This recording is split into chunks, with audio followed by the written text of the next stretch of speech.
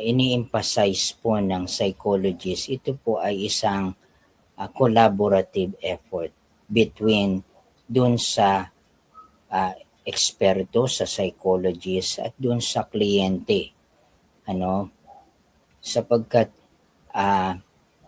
hindi po usapan lang ito, although napakahalaga ng usapan, mahalaga na mabigyan ng pagkakataong madinig yung nararanasan, nararamdaman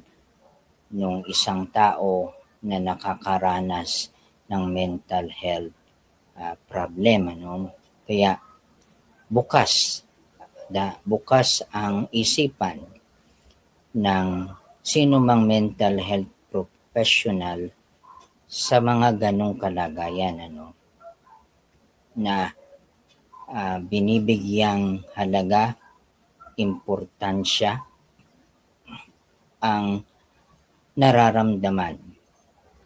ng bawat isang kliyenteng lumalapit sa kanila. Ang pagpapakita ng tunay na pagpapahalaga sa bawat tao,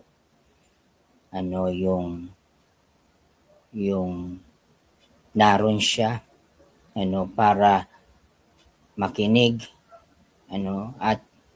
iparamdam doon sa kanyang kliyente na siya'y mahalaga at nandun siya para matulungan siya doon sa kanyang suffering, sa kanyang nararamdaman at mabigyan siya ng pag-asa